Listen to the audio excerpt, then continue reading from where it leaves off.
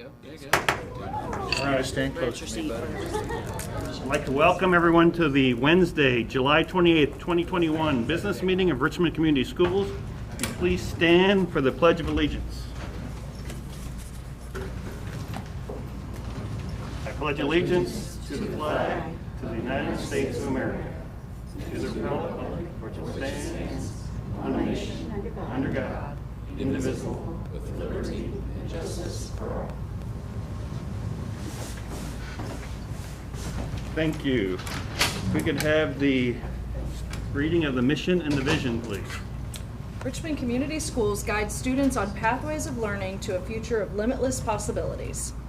Vision statement for the Richmond Community Schools is a community nurturing mind, body, and spirit to prepare students for lives of choice, purpose, and service.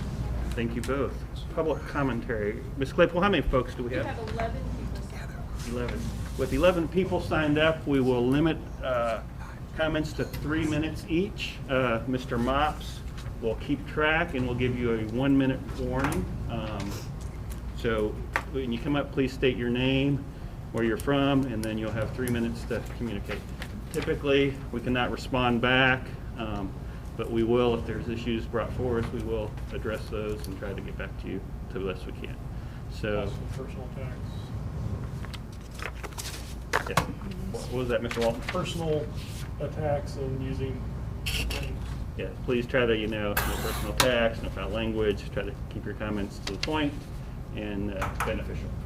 So, Ms. Claypool? Okay, first up is Brandy Fugitko. I'm Brandy. I'm from Richmond, and I'm also a football mom. Can you spell your last name? Guggenbill. First name is Brandee. On behalf of Jay Keynes, who is a senior football player, Coach has always been a great coach, not only on the field, but also in the players' personal lives.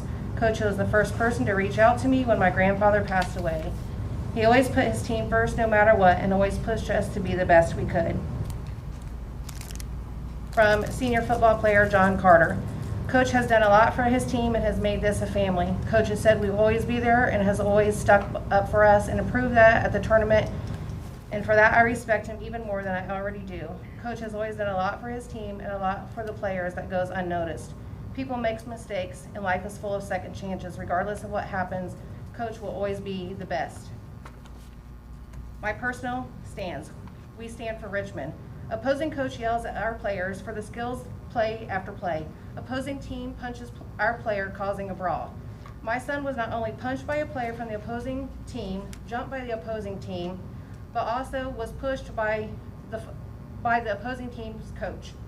And he was not the only player attacked by this same coach. We are here today to stand for the coach who stood up for our players. Our coach is more than a coach. He is a friend, a mentor, a big brother, and a male figure to these student athletes. We have a team who's ready to walk. We have a group of young men who step out on the field every Friday night for their school. Some of these same boys have been saved from the streets but are one step away from joining them again. Many of these young men want to go to the next level. Many of them have had several coaches during their high school career. Let's support our boys, break the cycle of new coach, new year. Let's send these boys to the next level and put Richmond on the map for something positive. Without a team, we don't need coaches. Without a team, we don't need those Friday night lights. Our team is ready to play for you guys, for our community. We need to support our team, our players, our student athletes. This isn't about a head coach. This is about a coach who said, we are family. We are now family, and these boys have bought in. Will you be there to support our boys or let them to fall victim to politics? Thank you. Thank you. Ms. Claypool? Chastity Neely.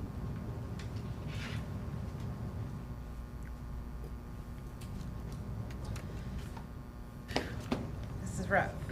So I'm Chastity Neely. My son is Trevor.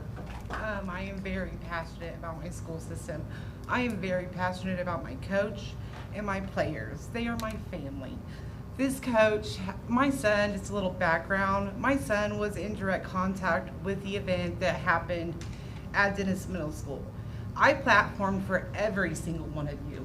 When you guys couldn't say anything, I did that. I rallied behind you, just as I will continue to rally behind Tony. Tony, my son, is different. My son responds to things different. And Tony has went, or Coach Sans, the high school coach, has went above and beyond to make sure he has made a working relationship with my son wants to play. And my son, for those that you don't know, he will be speaking. He's almost 6'7" and he's 336 pounds. My son has the ability, and this coach is starting to light that fire in my son to be able to bring recognition to your community, and has that ability. Changing a coach and removing that from him is not an option for him, because my son, if he does not play for him, no longer wants to play. They have been taught a chain of command that they know. When this situation happened, there has been no contact, absolutely zero contact from the administration to me as a parent, from the athletic director to the players, in any way, shape, or form. Everything that they are finding out is coming from social media, and it's hearsay. So our numbers prior to this happening at the last scrimmage was registering at 56 kids. The scrimmage that we had this past Thursday evening, of which I was in attendance of, they had approximately 25 kids. Your numbers are halfway down because of that. Not only does this coach support us, his whole entire family does. With what happened with my son at the school, it was okay for you as an officer to go in, and I watched you run in the building with everything you had. So this same man, in a different aspect, because there was no weapon involved, that he did what he felt like he had to do to protect our kids. I stand with him, and there's a petition that has 1,333 signatures that support that as well, that I can print and provide for you. But this is detrimental to whether your program succeeds or not. You get rid of him and you're not going to have a football program, period. So do you want Richmond to have a football program, or are we going to shut it down and turn into a Catholic school? So I have a lot more to say, even with the minute that I have, but I just feel like adults make choices in the heat of the moment to protect their kids as you did. I feel like he deserves that same thing. Thank you. Thanks. Claypool. Trevor Neely.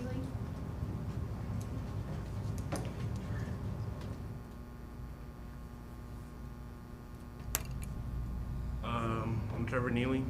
I'm from Richmond. Head coach Shanzini is, so I haven't had a lot of father figures in my life because my dad was never around.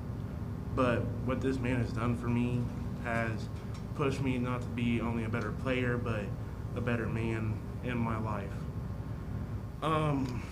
I've not always been the best student, but he's helped me with that.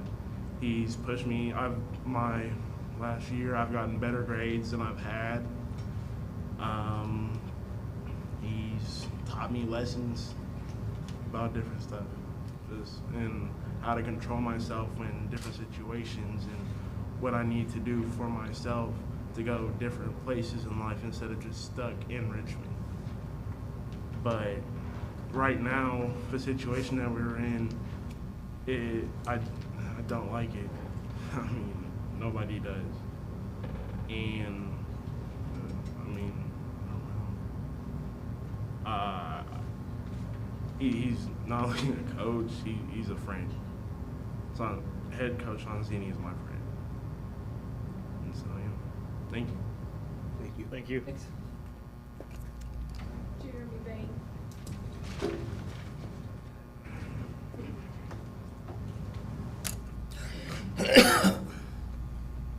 I'm Jeremy Bain, Richmond Red Devil class of '92. I've been coaching football since 1995. A lot of it here at Richmond. I have coached at 3 different school systems under 8 different head coaches. Took 3 years off after my son graduated. Was fortunate enough to be able to come back 2 years ago. This being the 2nd year. In my time under head coach Sonsini, I've seen a coach who definitely cares about his athletes, pushes for them to be the best that they can be on field and off the field. Sells his kids to college coaches, tries to give them every opportunity to progress outside of high school and as successful young men. Like I said, I've coached for 8 other head coaches. Not always the case. Myself and Coach Mark Johnson were allowed to begin Leadership Council again this year. We began in the spring. We did that under a previous head coach here many years ago. I know it hasn't been done under the last few head coaches. So the boys once a week are coming in, getting about 45 minutes of lesson in character education, trying to teach them how to grow as young men. We were involved in an incident in a heated, contest. Tempers flared, but ultimately Coach Sonsini cares about his kids. That's not the kind of person he is. I know he's going to push to make these young men do everything they can. As far as the process, I know as a coach since '95, if a head coach gets kicked out of a game on Friday night, the offensive coordinator, defense coordinator is the new man in charge for that night. That was not the process that was kind of followed. So I know there's a lot of questions about the coach that was selected, who's really at the bottom of the coaching totem pole and the tenure. So parents, kids, coaches, everybody has some questions. There's some trust issues with that coach being new to the organization. So there's just lots of questions and concern. And as Ms. Neely said, we've carried like 56 kids throughout our 3 scrimmages previous to the one after the event where we did have 25 kids. And it was unsafe for the kids. The kids were very flat, didn't want to be there, so it was dangerous for them when you put a kid on the field who's kind of uncertain about what's going on. And that's, I think, all due to a lot of the process and things that went on. But fully in support of Coach Sonsini and the man he is and what he's done for this program. Thank you. Thank you. Jamar Scott.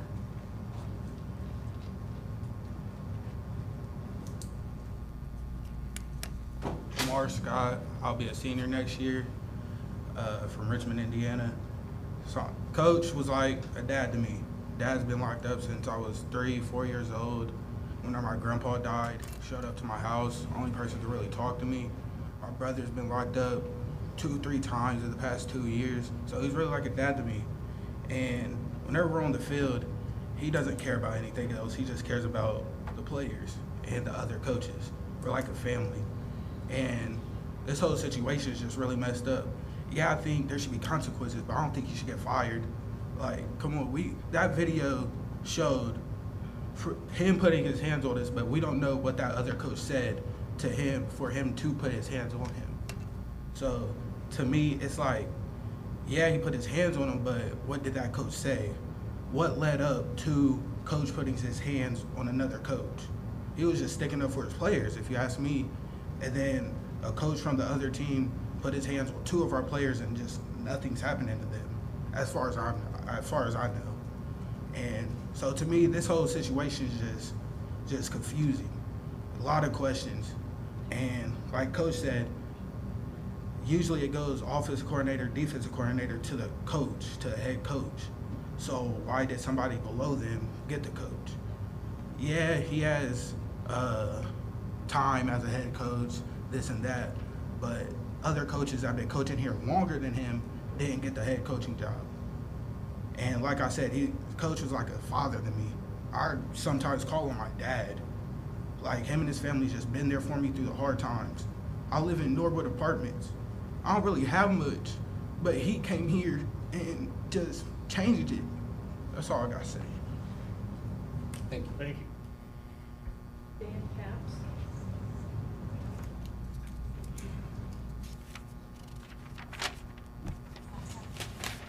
Hi, my name is Dan Katz. I am a Richmond High School teacher, former football coach and wrestling coach. I didn't know Tony. I haven't known Tony for very long, probably about 3 years now. And I've been coaching in Richmond Community Schools probably a better part of 10 years in wrestling and football. Over the last 3 years, I've come to know Tony really well. He brought me into rebuilding the football program. He's always been an above board, honest guy. Nobody I've ever met cares more about Richmond football than Tony. And, you know, there's a lot of guys back there that we've coached for a long time. And, you know, it's nothing for Tony to talk about family, but more than that, he shows it every time he comes. Like, if you've never been to a football practice, you know, he's always talking about family, but he brings his girls in. It's always, you know, an upbeat practice. He doesn't do a whole lot of yelling and denigrating the players. He's all about the players, protecting them, and being a good role model. One of his, you know, one of the things that he's always saying at the end of our practices, he always talks about teaching them how to be better boyfriends, better husbands, better fathers, better community members. Those are, you know, just ingrained in these kids back here. I know those guys have probably heard it, you know, 300-400 times, but you know, he does that, and he shows them. He demonstrates. It's not just all talk. He demonstrates it. He had obviously the event. I wasn't there because I haven't been coaching this summer, but it was unfortunate. And I'm sure if he could do anything that he could do, he would take that, you know, momentary lapse in judgment. But he's really building something with building relationships with the kids. 1 minute. So, you know, we love winning, you know, but more than that, it's about developing the kids and making them better people and better players, you know, so that they have something to look forward to. And a lot of these guys are looking forward to their senior season, and I would really like to see them do that. So that's all I got. Thank you. Thank you. Thanks. Thea Orr. Hello. My name is Thea Orr. I'm Marquise Johnson's mom. Tony Sonsini, well, coach and his family has been so great to me. I'm a single parent also, so Coach calls constantly if Marquise is not doing what he's supposed to do. He's just always there. Being a single parent, it's hard having a boy. So anytime I could call, let him know what's going on, he would talk to Marquise about anything. Marquise would straighten up because he does want to go to the next level to play football. He actually has a college visit on Friday that Coach set up for him, so we're going to do that. The incident that happened, my son and the athletic director had some words that were said back and forth. We did talk after the incident, and I did talk with the principal and the athletic director about the incident. I'm still not very trusting to those two after talking to them. Our boys feel very left out. Nobody, the principal or the athletic director, have not talked to any of our boys. Nobody has said, you know, this is the incident, this happened with the dogs, but we want you guys to continue to play football, be here for the school, do what you got to do. Let adults handle a dog situation, and you guys do what you got to do. Because now most of the boys don't want to play football. It's hurtful because my son's a senior this year. I do work in Indy, you know, so there was a possibility that he might, you know, want to move back with me. We just really want somebody to talk to our boys. And I really feel like nobody has stood up for our boys. You know, we want them to represent Richmond, but nobody has came and talked to our boys and let them know that we do care about you. We do want you to do good regardless of whatever happens. I do support Tony, but regardless of whatever happens, I know he would want the boys to continue to play, be student athletes, and have fun. So I really would like somebody to gather up the football players and encourage them, motivate them, you know, so they do want to play for Richmond. Because as of now, we're not going to have a team. Like, it's not going to be, you know, we're not going to be able to perform, and we need to be able to perform so these seniors can go on to college and get these scholarships. Thank you. Thank you.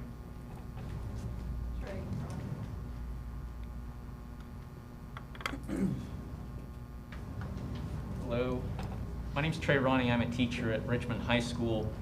I'm up here to speak on the mask requirement, but I did want to say something about Coach Sonsini.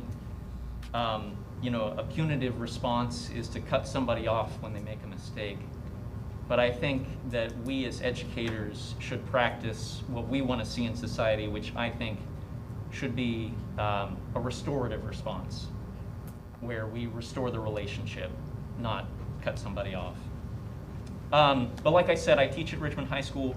I'm speaking in favor of the mask requirement for Richmond Community Schools this year. I speak as an individual teacher and as a member of the Richmond community. I'll be fairly brief because I want to leave space for others. But I do want to express my strong support for the requirement for anybody entering our school buildings this year. You know, last school year, I wore a mask 5 days a week, 7 hours a day, and I don't like them. I mean, they're annoying. They affect my communication with my students. But I think as we learned from our relatively successful school year last year of avoiding a shutdown, masks work. I mean, the other protocols that we followed, such as social distancing, had an effect as well, but I would say that masking was probably the #1 most effective measure that we took last year, and I think the research bears that out. You know, the only difference this year is that the vaccine is available, but we know the limitations of that measure: low participation rate, lack of availability for people under 12 years old, and of course the increased virulence of the Delta variant, over 2 times more likely to spread. So we know that some people will complain about the masks, and we may even lose some enrollment. But on the flip side, I've talked to many people who say they will not enroll if there's not a mask requirement. And the difference is, you know, for some people it's an issue of convenience and comfort. For others, it's an issue of their life and their well-being. So I urge you to call for a mask mandate for the coming school year. Hopefully the world will get the virus under control soon so we don't have to do this. But in the meantime, it's the least we can do. Thank you. Thank you. Thank you. Emily Christian.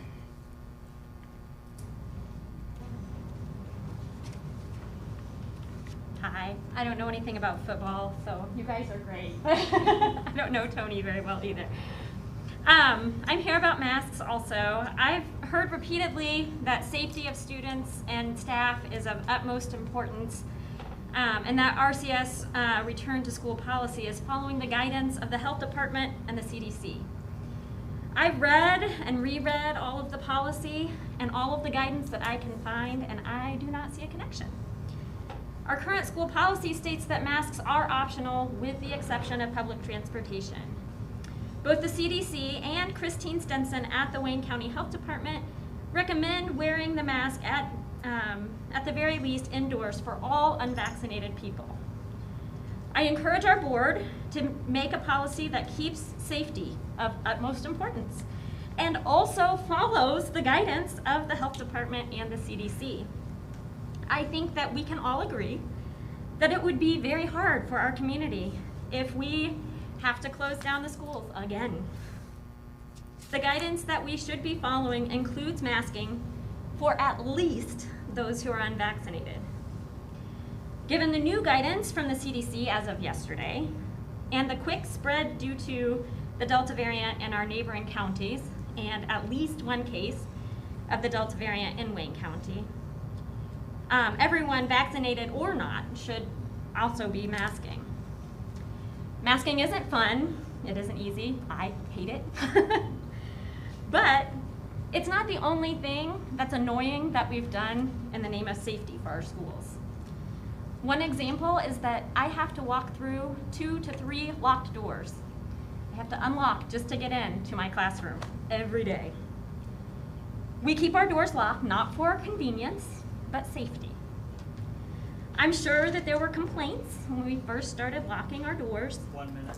People probably said that it made the schools feel less open and friendly, but we did what we had to do to keep our schools safe. I'm asking that the policy put safety over convenience. I understand that mandating masks is not popular. There will be complaints for the first couple of weeks. But the risks that come with ignoring the CDC and the health department are much greater than the risk, than the rewards of getting rid of a few complaints. Thank you. Thank you. Richard Mellons.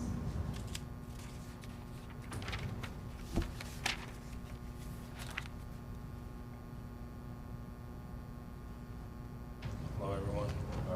Forgive me, it was short notice. I was with my daughter. I didn't really have anything planned, but speaking on Tony's behalf, I wanted to make sure that I didn't hesitate. He was my coach in high school.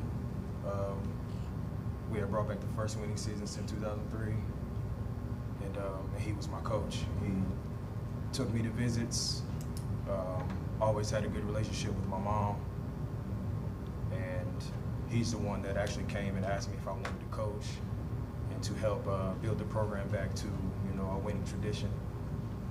And the past few years before I came, they didn't go too well. And one of the main things he said to me this year was, I just wanted to have fun. I don't want to yell. I don't want to get on these kids. I really want to build more of a relationship with our kids and for these kids to actually have fun. And me being on a part of the program last year, coming into this year, I started to see that actually transpire into the team. That the week before the actual incident was probably the first time that I seen some of the players, even the ones behind me, actually be excited and happy to be a part of Richmond and believe that they were going to have a good season with Sonsini. And one of the main things he always says is, I got your back. And even though the video does show different, that's what I felt being on the field with him was he's got our back, and that was one of the things that I knew that the kids was going to rally behind was Sonsini actually having our back. And though it was a decision that, you know, can be so detrimental to him, his livelihood, how he conducts himself from this point forward, and our team, I just wanted to shed light on where the program actually was going. And I do believe that the kids understand that and they do see that, and without Coach Sonsini, I don't think that they will play. But I just wanted to kind of shed some light on Sonsini and what he was doing for us and the team. We were getting better. So just wanted to make sure I shed some light on it. Thank you. Thank you. Thank you. Beth Herrick.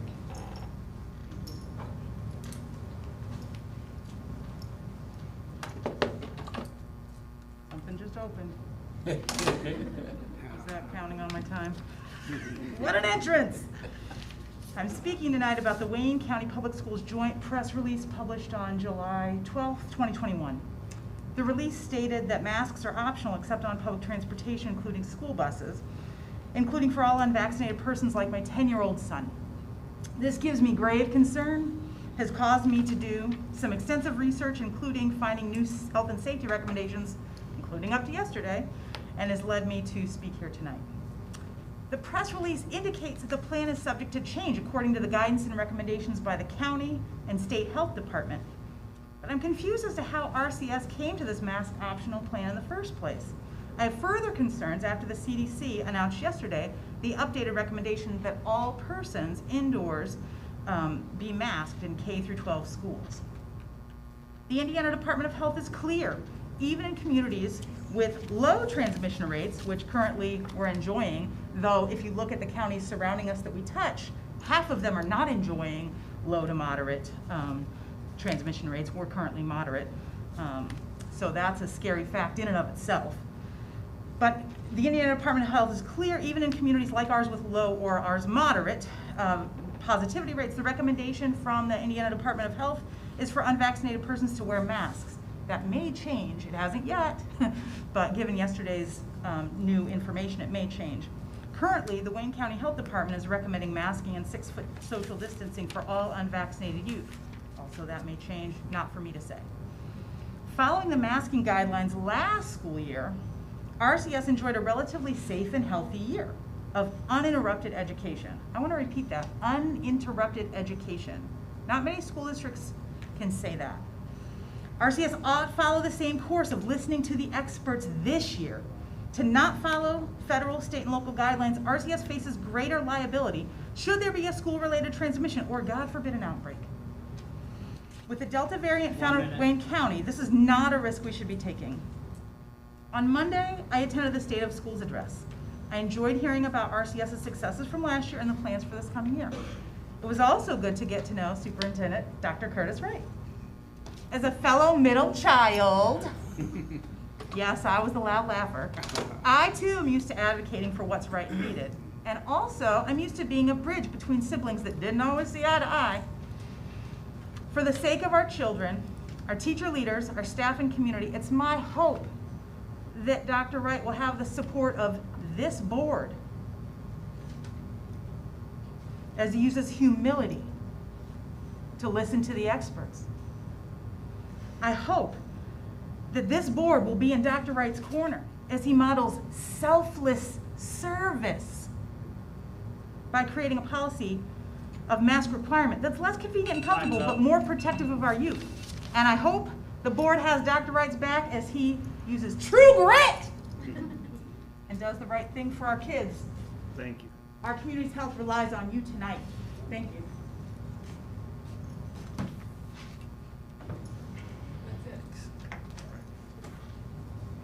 Okay, thank you for our community coming out to speak tonight. We appreciate having you here, and be in touch if warranted. Moving on to consent items. Excuse me. May Yes, I sir. say something, please? And I don't want to be out. It has been always the practice of the board. We do not engage in conversation when it comes to things that are brought to us in public commentary. If you sat and you watched, every one of us took extensive notes on anything and everything that was said, and we do take to heart, you know, every comment, and we thank you, every one of you, the parents, the students, the coaches who have come out and spoken to us. You know, it wasn't in vain. It wasn't in vain. We felt your emotions as we wrote the notes and everything. I just wanted to add that because as we sit here getting ready to go into our business, what you brought to us was also our business. So don't think that it fell on deaf ears. And we'll be discussing things. You brought up some outstanding points, but for the sake of time, we don't engage in that because it could become a back and forth conversation and we still have business to conduct. But your presentations to us was business that we will be looking at. So I wanted to reassure you that as you sit here, and some of you look very stoic right now as we're about to, you spoke from the heart, and we will make decisions from our heart, you know, in what is best. So yeah, I would just like to add to that I think that can be a very frustrating thing. The format of the meeting is that we'll have people come up and speak very passionately on a variety of topics, and then it feels like we just go, boop, okay, thanks for being here, and we proceed down this list. So we have an agenda that we follow, and I just want to echo what Aaron said, that we do hear what you're saying, and that discussion comes. It's not the most, I don't know if it's the most fulfilling way for us to do that, and I think I'd be open for conversations about how to make adjustments to our agenda so that can change. But I think we don't have conversations about personnel, first of all, but there are conversations that we will have as we proceed, but it's how they fall on the agenda. So it creates a situation where you just have to be patient for a while if you want to hear those parts of the conversation. But I would also say thank you for your very passionate pleas and speech. Thank you. Thank you. Moving to consent items. We have 7 items on the consent. I entertain a motion. I'll motion to approve consent items with the addendum. with the addendum. Motion by Brad Walton. Second. Second by Aaron Stevens. Is there any question or comments on the consent items? Seeing none, all those in favor, please signify by saying aye. Aye. All those opposed, same sign. Motion passes 7-0. Moving on to action items. Item 4.01, NIET contract. Dr. Wright. President Weber, Board of Trustees, good evening. Come before you this evening for action items 4.1, 2, 3, 4, 5, 6, 7, and 8. Beginning with action item 4.01, I ask that our Director of Elementary Education, Mrs. Dawn Sansini, come before us to present the NIET contract for Dennis Middle School. Thank you, Dr. Wright and school board members. It is recommended that the Board of School Trustees accept the contract for Dennis Middle School from NIET for professional development for the fall semester of the 2021-2022 school year as presented. Dennis Middle School is in comprehensive support and improvement status by the Indiana Department of Education. This identification is based on Dennis being a Title I school with an overall federal rating and lowest achieving 5% of all Title I schools. NIET will provide the tools as part of an overall strategy to address issues contributing to the performance issues with students. Of course, the key is to isolate and systematically address the root causes of the problems with academic achievement. NIET will focus on building a common language in regard to common beliefs for bringing two staffs together and then build upon the standards-based best instructional practices they both know. NIET will visit Dennis each month to provide coaching to teachers and the leadership team throughout the fall semester of the 21-22 school year. Training will be funded using School Improvement Grant 2021 Professional Development Funds for Dentists. You should have the attached contract, and I ask for your consideration of this item. I did have one question. I didn't know why you were listed as primary and Shunnison was listed as secondary. So I oversee the School Improvement Grant funds. Okay. Oops, I think I just touched something. The School Improvement Grant funds, and so both Dennis and Fairview have School Improvement Grant money, and so we kind of work in collaboration. I oversee the grant spending, but then Mr. Shunnis and I have sat in on meetings. There were two different vendors initially last spring. Fairview just kind of jumped on and started with NIET, but we looked at Marzano and NIET last spring, and Mr. Shunnison was part of those conversations. And then moving forward, then to spend the grant money, I'm bringing it to you. So Mr. Shunnison is in support of the work to be done at Dennis. Okay, as well. no, I figured he was in support, but I was like, okay, that's funny, that makes sense. It is kind of interesting because typically I work with all the elementaries. Right. But for this grant, I work with an intermediate school. Thank you. Mr. Slay. With the reorganization that we did at the middle schools, part of those students now are at the other middle school that this data has arrived from. So are we looking at, I mean, I'm assuming since this is named by building that it's not taking any of that into consideration? So I think what the unique beauty of this partnership is that NIET is aware of what has happened with the building reconfigurations, and so we've really catered it to look at a common language of bringing two staffs together. So I think it's a really purposeful way to say, okay, what are our beliefs around learning? What does that look like from the test teachers that are coming over? What does it look like with Dennis? And we know that in order to move forward, we have to have a collective sense of vision for just the work and our beliefs. And so I see it somewhat as like a team building and just kind of bringing people together and not honoring one belief system over another. Okay. So I do think it's some powerful work that will start with the culture and then move into the standards-based instructional practices and curriculum. There's a lot of work to be done, as you know, with joining two staffs. But I think this is a unique way for NIET to partner with Dennis and say, we recognize some of these issues that are, you're facing with bringing two staffs together. Let's support you through this process of what are the mind frames. And I do believe they're going to be using John Hattie's work, 10 Mind Frames for Visible Learning, to look at what do we individually believe and then collectively how can we move forward. So it is tailored. The work is a little different compared to, let's say, for example, Fairview, where NIET came in and did a strengths-based assessment. They were really getting into like observing the classrooms and seeing what practices were in place. This more is geared at just the unity part of bringing the staff together, and then whatever may come out of that.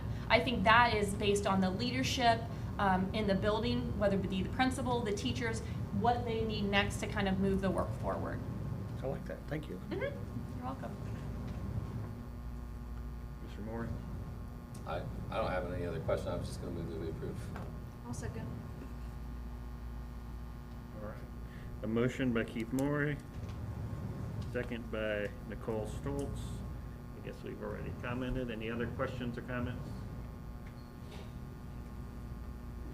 Seeing none, all those in favor, please signify by saying aye. Aye. All those opposed, same sign. Motion passes 7-0. Thank you. Thank you very much.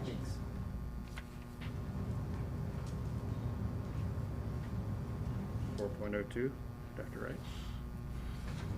President Weber, Board of Trustees, for action item 4.02 regarding donations. I ask that Mrs. Karen Scalf, our Chief Financial Officer, share the presentation. The next 6 items are mine. Do you want me to just keep going down them? If you all do not mind or have, I think last, save a little time. yeah, the last, I think we bundled. Bundle and we saved. Bundled and saved during our Okay. last board meeting, and yeah, we'll look to do the same. So we won't be able to bundle, but we will be able to hopefully save some time.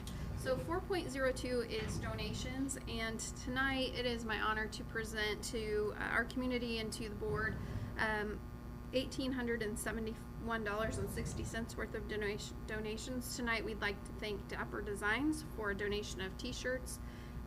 Emily Philpott at RHS has donated to the Area Career Center Automotive Club. Frank Bratton at RHS has donated to the Student Council Class of 2023. Ullery's Ice Cream has donated recognition to students who participated in the Summer Reading and Math Incentive Program, which happened district-wide. McDonald's also donated to this initiative, and Primex Plastics Corporation has donated to Star Elementary. They are going to build and install a greenhouse at Star, and Primex is going to partner with us for part of that install. So we're excited about all of these programs, and tonight it's my recommendation that you accept these donations as they've been presented. I move that we accept these donations. I'll second. Motion by Nicole Stoltz, second by Brad Walton. Any questions or comments? I'm excited about that greenhouse. Thank you. I thought that sounded like a great idea. Mm-hmm. And yeah, I know Don's working on that. Concur, a thank you, and all those in favor, please signify by saying aye. Aye. All those opposed, same sign. Passes 7-0. Ms. Scalf. Okay, moving on to the cash tuition and transfer rates for out-of-state students. Student cash tuition and transfer tuition rates are estimated calculations based upon anticipated expenditures and revenue for the ensuing school year, according to IC Code 20-26-11-6. Listed below are the initial rates we will charge for a non-resident student who gains permission to attend Richmond Community Schools, including international students, and for a student who is placed in the custody of Richmond Community Schools District. Amended billings may be prepared after the actual 2021-22 costs and revenues are known. At this time, the K-12 cash tuition for out-of-state students is $8,286.67. That is a per diem rate of $46.04. The international student cash tuition rate for students in K-12 is $10,000 with a per diem rate of $55.56. It's my recommendation that the Board of School Trustees approves the out-of-state student transfer and cash tuition rate for 2021-2022 as it's been presented. Thank you. I'd be happy to entertain a motion. I move to approve 4.03, the cash tuition rates for out-of-state students. Motion by Aaron Stevens. I'll second. Second by Keith Morey. Any questions or comments? Seeing none, all those in favor, please signify by saying aye. Aye. All those opposed, same sign. Motion passes 7-0. Mrs. Scout. Okay, it is the time in which we need to request to advertise the annual financial report. IC Code 5-3-1-3 requires that the secretary of each school corporation publish an annual financial report one time annually, not earlier than August 1st and no later than August 15th of each year. Upon publication, each school corporation shall submit a copy to the Department of Education on or before August 31st of 2021, and the department shall make it available for public inspection through the gateway. This report will be published within the indicated time period in Palladium item, and proof of publication will be submitted to the Department of Education no later than August 31st, 2021. Due to the timing of the first meeting in August, we are requesting permission to advertise the annual financial report prior to the required deadline. A full copy of the 2021 annual financial report, or I guess it's 2020, because everything is in arrears for a year, will be provided to the board prior to publication. It's my recommendation that the board approves the request for permission to advertise the 2020 annual financial report as it's been presented. Thank you. Happy to entertain a motion. I'll move. Motion by Keith Morey. I'll second. Second by Nicole Stoltz. Any questions or comments? Essentially, all this is we're just approving that we say, yes, we're going to go ahead and advertise it once it's ready. Right, and then you'll receive a copy as soon as it's complete. Sure. Thanks. Any additional? Seeing none, all those in favor, please signify by saying aye. Aye. All those opposed, same sign. Motion passes 7-0. Mrs. Scout. All right, and now we have a portion of the meeting where we will do the 2021 bond resolutions, and I'm going to turn this over to Mr. Krause. Yes, we have advertised for 2 public hearings tonight. I have in my possession, and will make available to Ms. Claypool, copies of the publisher's affidavit, but I can represent to this board that proof of publication is in order as to the public hearing on the proposed lease agreement that would be entered into between the Richmond Multi-School Building Corporation and Richmond Community Schools related to the 2021 bonding project as part of the premises at the Richmond High School. So, Mr. Chairman, at this point it would be appropriate to open the public hearing. I'd like to open the public hearing if anyone has comments on the bond or lease corp. And I can summarize, this is very preliminary, but the actual amount of the bond of the lease agreement will be determined when the bonds are sold and the interest rate is realized, so that we know how much money has to be generated on an annual basis to pay the bonds, which is the lease rental the school corporation pays from its debt service levy. This is preliminary, but essentially what has happened to date, we have had the portion of the high school that will be involved as in the lease premises appraised by 3 appraisers, 2 of whom are licensed, 1 of whom is a property owner in the district. That appraisal report has been prepared. We are awaiting the court's approval of it, which will happen probably early next week. I got today a survey of the area from our local surveyors, so we're ready to go in that regard.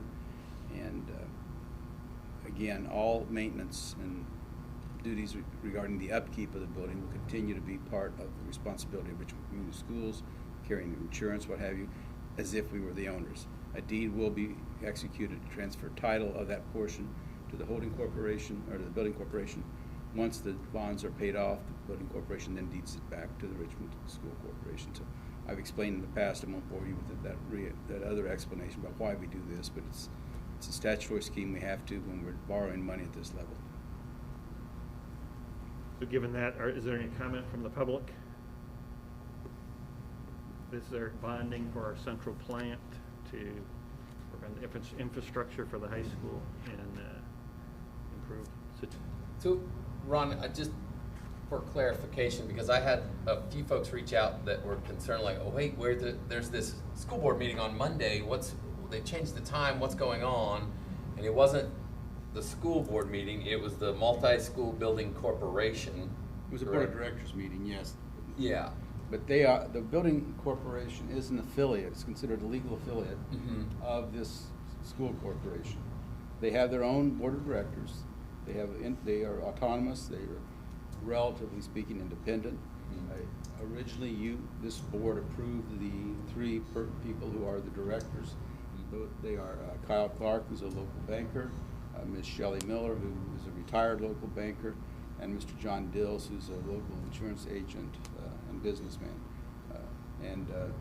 They met Monday to perform essentially similar duties to what the board is being asked to do tonight. I will represent to you that they did pass a resolution approving the form of the lease and requested that I so advise this board. Yeah, and again, I really just asked that question for clarification for the public, that it's a separate part of the board, but it's not a board meeting like we have on a regular. It's a public meeting, but you know, this is probably the first time it's met since 2013 or 2015. I can't remember. Because we've started another bonding cycle, right? Well, because of the methodology that we're bonding, the lease, if you will, the lease financing, you have to have that third party to intervene, because conceptually, these bonds are not issued by Richmond Community Schools. They will be issued by the building corporation. Okay, okay. Thank you. It's confusing. Thank you. Thank goodness we only do it about every 6 or 7. Yeah. So, seeing no public commentary, I will turn it back over to. At this point, then, it would be appropriate for the board to adopt the resolution authorizing execution of lease and sale of real estate, and authorize the president and secretary to so execute. I'll make that motion. Motion by Jeff Slifer. Second. Second by Aaron Stevens. Any additional questions or comments from the board? I will just add, again, this has been several years of work to get to this point, and it's a really good thing for Richmond Community Schools to move forward on. So, any additional questions or comments? Just a lot of it's starting to come together now. Yeah, I mean, it's when you have a class on the second floor now, you might not have to trip over the dehumidifier and things like stuff's coming along, and I think it's going to be recognized by the folks that walk down those halls and go, oh, this looks nice. Yeah, they won't see it, but they'll The notice. big thing is it'll be the big part of it's next year. Yeah. So. And I think I applaud the facilities committee for trying to take a longer term look at this and make sure that what we do as best we can tell, given today's technology, will not be obsolete during the economic life of what we're putting in. Well, we have a tendency to take that economic life and double it by 2 or 3, so we're pretty good at that. It increases your ROI, I know. Yes.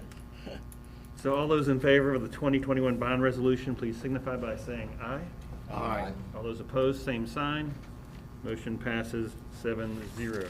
Thank you everyone for their effort on that. And Well, the Mrs. next matter to call for public hearing is, if you like, you can, the chair can close that public hearing. All right, I will close that public hearing and convene this enter next one. Yeah. the second one. And I do have, this is an additional appropriation, and you do them routinely, not as regular as some other clients I have, but you do them routinely. And I can represent also to the board that the legal publication of notice was made in the Palladium item on June 25th, 2021. I have in my possession the publisher's affidavits documenting that, and will make a copy available to Ms. Claypool for inclusion in our minutes of tonight's meeting. So at this point, this is just the usual resolution, an appropriation resolution for the benefit of the public. Is nothing more than this board, having given due notice to the public to comment, determining that it has the authority to spend monies. It doesn't in and of itself require the expenditure of the monies. If you will, it's nothing more than permission to spend. And once it's approved, then those monies are available to be spent, but they still have to be appropriately contracted for.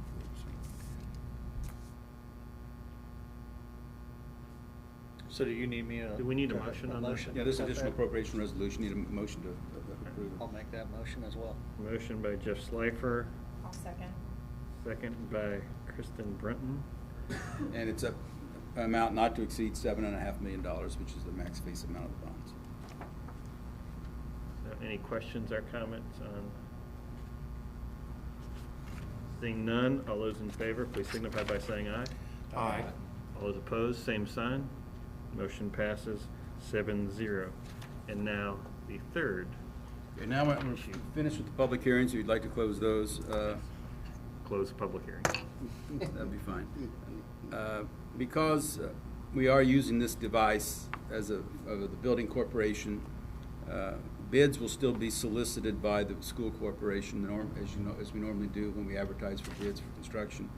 Those bids will be partially assigned to the building corporation so that it can do the work comprising the project. There are elements that you're bonding for that are not part of the leased property, and those monies will be retained. They will be paid to the school corporation as part of the purchase price of the leased premises, and we'll make that, our financial advisors will assist us in making that cutoff. We have the appraisal. The appraisal is unbelievably low, so I won't even tell you what it is.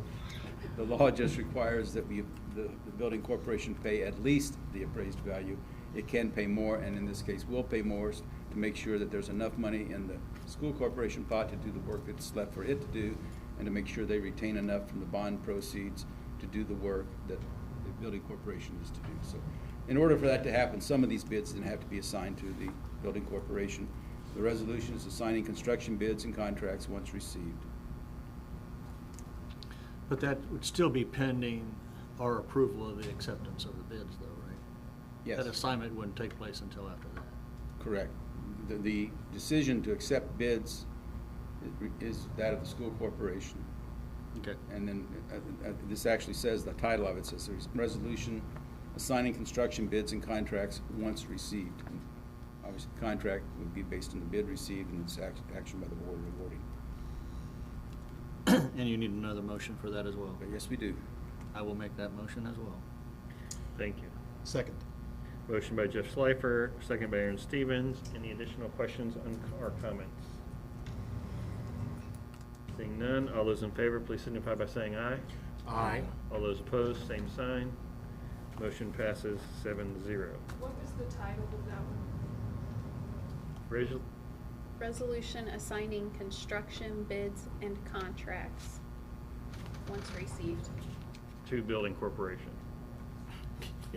So we have one more, is that We correct? have one more, and it's, I will admittedly oversimplify it, but our bonds are securities. Our securities have some level of control dictated by the Federal Securities Exchange Commission.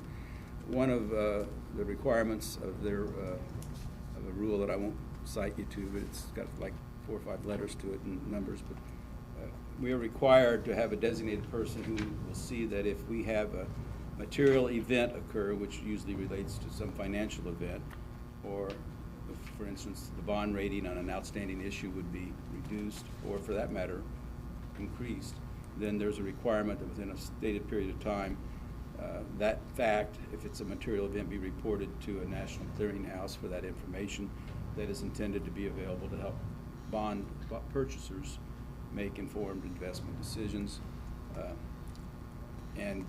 All this is every time we do another issue, we have to update that. So this resolution is approving a second supplement to the master continuing disclosure undertaking that I think we did back in 2013 originally. See, that's why we need you. I'm going to move that we Other than this approve. resolution, I'm afraid I'm not much help on that. All right, on the fourth resolution, I have a motion by Keith Morey. Yep. Second. Second by Nicole Stoltz. Any questions or comments? I really appreciate everything you do. Help us understand this. But we still have, just in the timing, because we increased the amount a little bit, so it doesn't affect anything from the time we accept the bids until the time we go out and sell the bonds. That after we get our bids, then that's when we can actually determine the amount of bonds. That's when you can size the bond issue and based on the interest rate and the amount of the sized issue, determine whether you wish to shorten the maximum term, which has been advertised at 10 years. You cannot lengthen the term beyond that which was advertised, but you can shorten it because obviously I just wanted to make sure that got I was concept? clear that we still had that. Thank you. And there will be a lot of interaction, I guess is the best way to put it, when those bids come in and we can see where we are. I will tell you, we are bidding it in two basic components. One being the mechanical areas outside the natatorium, and the other one being the areas inside the natatorium, so that we'll see how the bids come in, and that will give you additional flexibility as to whether the level at which you want to take. Right now, people are running scared with the mechanical system bids. We're seeing numbers come in beyond our. You ready, Facilities Committee and Finance Committee? Our architect is here, and I won't say anything bad, but the real world is making architectural estimates look somewhat timid. Oh yeah, he missed the last one by over $1 million. So. And he's not on a contingent fee, so we really can't. All right. Based on that good news, any additional questions or comments? Seeing none, all those in favor, please signify by saying aye. Aye. All those opposed, same sign. Motion passes 7-0. And back to Mrs. Scout. That is all we have. Thank you. Other than stick around, I have a lot of signatures I'll need from the president and secretary. Of course. Expect nothing less. All right, moving on to the Form 9 biannual financial report. This report seems to be ever-changing at the moment. The DOE has made significant changes over the last 2 years, each 6 months. This is the financial report for the corporation. This is the transmittal edit before you tonight. That has been uploaded to the DOE portal. It has been accepted, so there are no errors in this at this time. And it's my recommendation that you approve the Form 9 biannual financial report as it has been presented. Did we approve it? Motion by Keith Morey. Second. Second by Aaron Stevens. Any questions or comments? I have a question, but I also just blew myself out of the system, so I'm going to have to just go by memory. I want to call it Form 9. It had listed on there where it listed those expenditures, and then it had another form that listed where the expenditures went. Is that because they're paid out? So, sorry I got blew out. No, it's okay. I'll try to explain this in the most simple form. Each month you get the fund reports in your, well, to a degree, the fund reports in your cash flow, and that end of month balance matches up with what each end of month is for this report, and then it takes each of the months in the 6 months, adds them together, and you get a cum total. Right. So you get a cum total of all the revenue, you get a cum total of all the expenditures. There's a revenue section, there's an expenditure section, there's a transfer section, and then there's a compilation section, which is kind of the big rundown, and it's easier to look at. It happens to be at the very end of the report. They now also break out all of these additional sections, which I think is what you're asking about, because it's very specific. Yeah, so step five is what they're correct. called. So there is a new section that breaks out terminal leave, and that is severance pay. For some reason, they are tracking that. Don't know why. But it has to be on an additional section. So that is there for you. That is new as of December of last year, but they were still tweaking the way that it looked, so it's officially pulled out this year.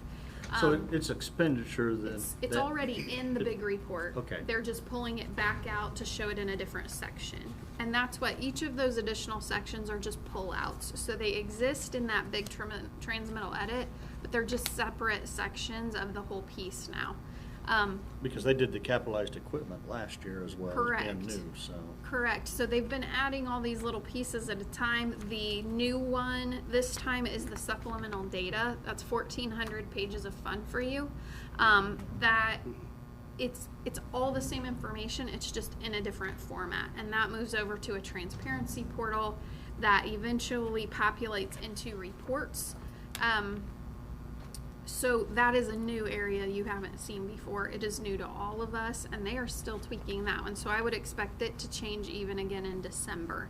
But the capitalized equipment area is a continual change, where before we had to put buses on there. You don't put buses, but you put certain types of vehicles. So it is an ever evolving form at this point. Those are new pieces. So you were right to ask that question. It was something that I just neglected to point out. Well, I just wanted to make sure that, my question was more of, was it additional that we had to pay out, or? No, it's all part of the original. It's just that they are asking for more specifics on those areas. Thank you. Mhm. Thank you. Any additional questions or comments? Seeing none, all those in favor, please signify by saying aye. Aye. All those opposed, same sign. Motion passes 7-0. Mrs. Scout. Okay. So tonight we have an MOU with Ivy Tech College, and we used to do this in the past. It has been some time, but we are going back with Ivy Tech for our CNA program. So tonight before you is the agreement for 21-22 to participate with Ivy Tech on the CNA dual credit enrollment program. I believe that we are going to continue programming at the Leland as we have in the past. That is still being worked out with all of the changes. There's just some things we have to work through, but I do believe they're going to try to keep that going. So Mr. Cross has reviewed the agreement, and it is presented tonight for you for your approval. Thank you. Mr. President, I move to approve 4.07, the MOU with Ivy Tech Community College. Motion by Aaron Stevens, A second. second by Kristen Brunton. Any questions or comments? Seeing none, all those in favor, please signify by saying aye. Aye. All those opposed, same sign. Motion passes 7-0. And finally, 4.08, change orders, Mrs. Scout. This is it. So tonight before you have a change order for the second and third floor renovation project at the high school. It is a change order of $1,630 for the relocation of conduit that conflicted with new ductwork in the attic. The original price of the project was $3,315,892.69 based on change orders you received at the last meeting. Tonight, the new cost of the project is $3,317,522.69. It's my recommendation that the Board of School Trustees approves the change order as it's been presented. Thank you. I move we approve the change order. Motion by Keith Morey, Second. second by Aaron Stevens. Any questions or comments? Seeing none, all those in favor, please signify by saying aye. Aye. All those opposed, same sign. Motion passes 7-0. Moving on to policy review and update. We have two policies for second reading and approval. If you're interested in entertaining a motion at the board's will. But, no, you had your hand up first. I'm just giving you my encouragement. Thank you. I move to approve 5.01 and 5.02 on second reading. Thank you. I'll second. For the benefit of the public, I'll read through them. we're not allowed to vote on action items when they're only identified by By the number. By agenda Thank you. number. So 501 is policy 4500, student conduct, second reading and approval. Policy 502, item 502 is policy 5423, use of credit cards, second reading and approval. Thank you, Ron. All my other motions Mr. Kraft. tonight have also spelled out what it was. Yeah, that's fine. I was excited by Keith's comment of Gotcha. total I'm support. trying to save so much that you. Everybody's anxious. Any questions or comments on either of those policies? Seeing none, all those in favor of both policies being approved, please signify by saying aye. Aye. All those opposed, same sign. Motion passes 7-0.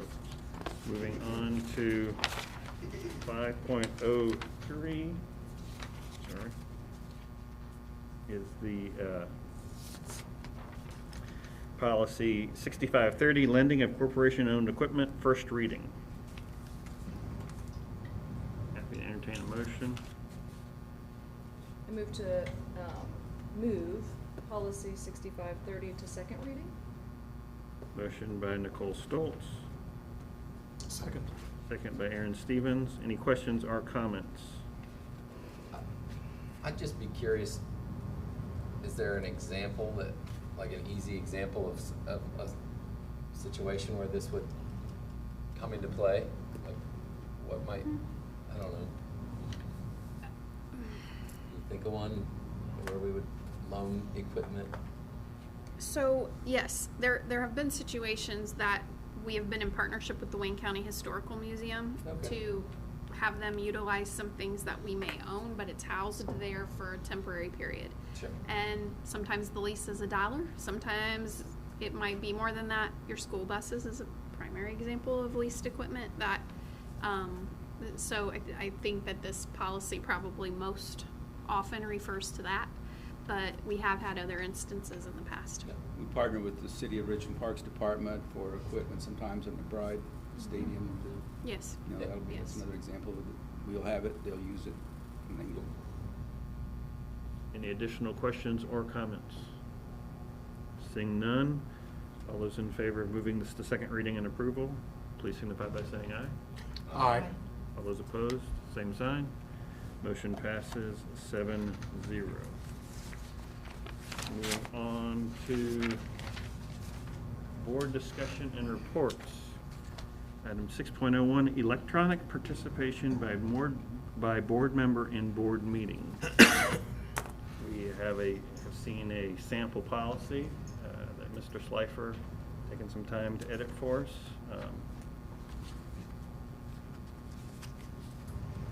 Happy to open the discussion up on that policy. You got my recommendations. Gary. I was curious just to hear more about why we might, I mean, I can see that somewhat of a benefit if I just start doing all of them by Zoom, but is there a reason why we would limit a specific number? I mean, I guess I can see why you wouldn't want me to be on Zoom for every one of them, but I didn't know. There are limits in the statute. Okay. Now, it limits 50% in the statute. Yeah, and it talks about sets of meetings. So two meetings in a row are deemed a set. If you were to attend that set of meetings, 2 consecutive meetings, virtually, then under the statute you have to attend one in present to rekindle your ability to, unless it's due to the stated reasons of health, military service, death of the family, whatever. I was thinking that part of my recommendation of the 2 or 3, I'm not going to really argue over the number, but part of my, even if this is allowed by statute, there are still things that the board does every month that your vote wouldn't count if you were virtual.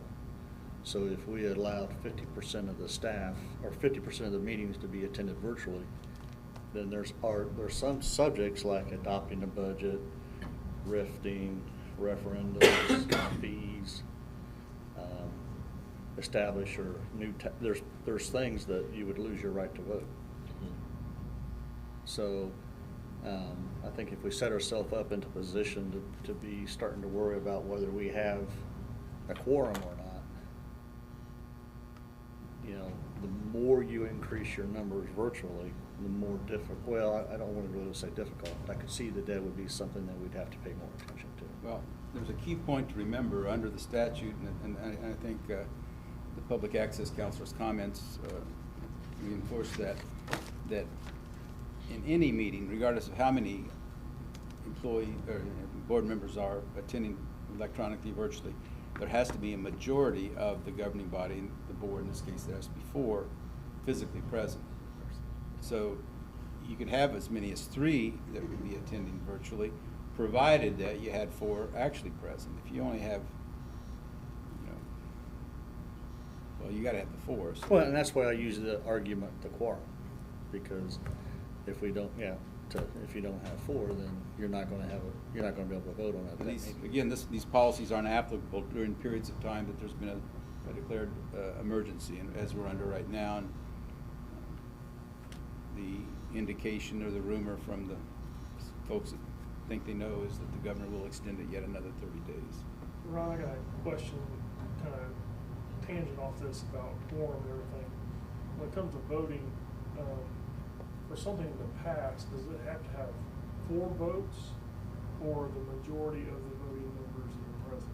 So there are certain in that situation, if we had 3 people virtually and only had 4 in session or in person, and 2 people voted yes, 1 person voted no, and 1 person abstained, would that pass with 2 votes? It depends on what it is. Certain things, like all contracts, have to be approved by a majority on board. Okay. Majority of the total board. Most business can be conducted by a majority of those present. Okay. So in other words, if you have 5 members present, it's obviously a quorum, and the final action, official action, can be taken with a vote of 3-2, except in certain matters that, like you say, require greater majorities. Okay. There aren't that many. But also, as far as electronic or virtual attendance, as Mr. Slifer alluded to, there are certain things that, it doesn't mean you can't do them with a member attending virtually. It just means that if that member is attending virtually, And that member that's cannot what I was vote. getting at, is that they lose their right to vote. They lose their right to vote on And that so you issue. could potentially have things passing with 2 to 3 votes. Budget adoption, resolution to reduce personnel. And I take that literally to mean what it says, a reduction in force. I don't think every time we bring you the HR agenda that has retirements, resignations, and separations, I don't think that's what that is referring to. Initiate a referendum, establish or increase a fee. Excuse me, we just established a fee tonight with our out-of-state and international tuition rates. Theoretically, then that would have required the vote of at least 4 members We did present. book fees last month. So that would be one we'd have to watch. Establish or increase a penalty. We don't know if we really have penalties. And use our eminent domain authority. We haven't done that lately. So then establish, raise, or renew a tax rate. Again, that's going to be in our case part of the budget process. But these 6 are non-negotiables, right? Those have been Those are in the determined statute. by. That's actually the copy of the Right. statute itself. Because it's so cool. But Mr. Slifer's quite correct that even in those areas where the statute sets parameters, you have the latitude locally to be stricter as far as fewer numbers of members permitted, fewer meetings in a year permitted, what have you. It's up to you. Or do nothing. Should not even permit any virtual meetings. Right, and if okay. So we have to adopt this policy in order to allow someone to attend virtually.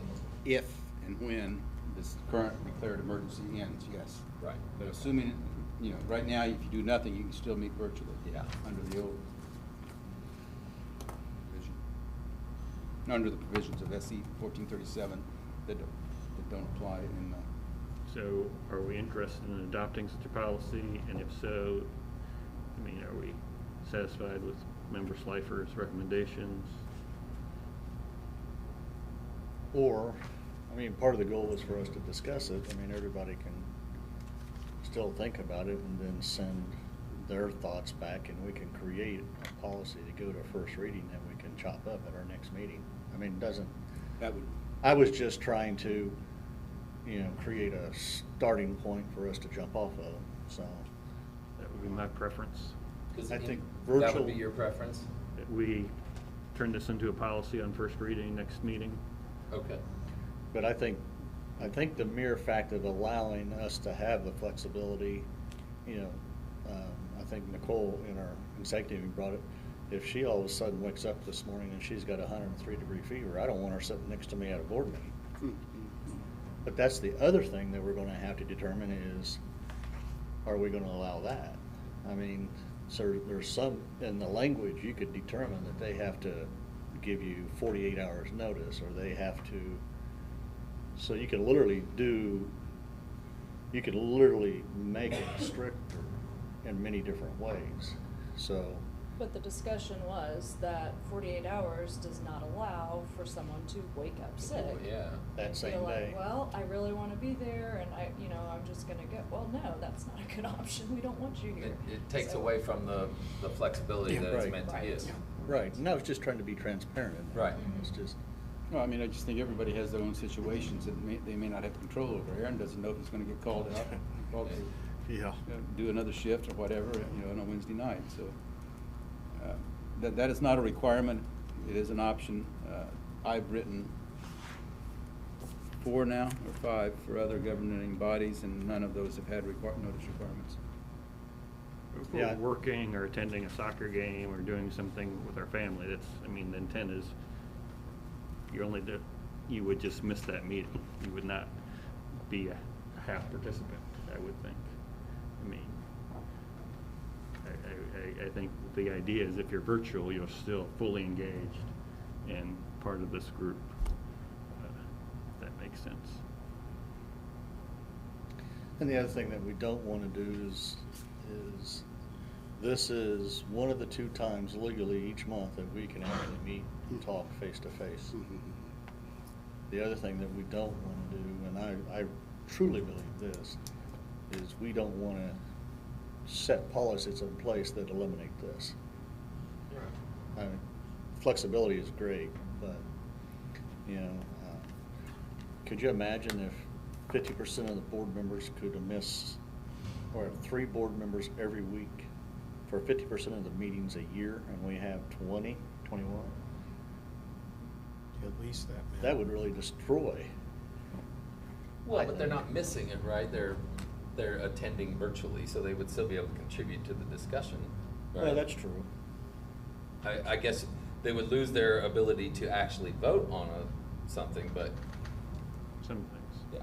But the other piece of it is we need to get with technology, because if this option takes place, then we need to be able to put the other party up on a screen. Yeah, we gotta see Nicole in her fever sweats. Yeah, you have to be able in real time to see and hear, and the public has to be able in real time to observe. To observe as But well. they don't have, so.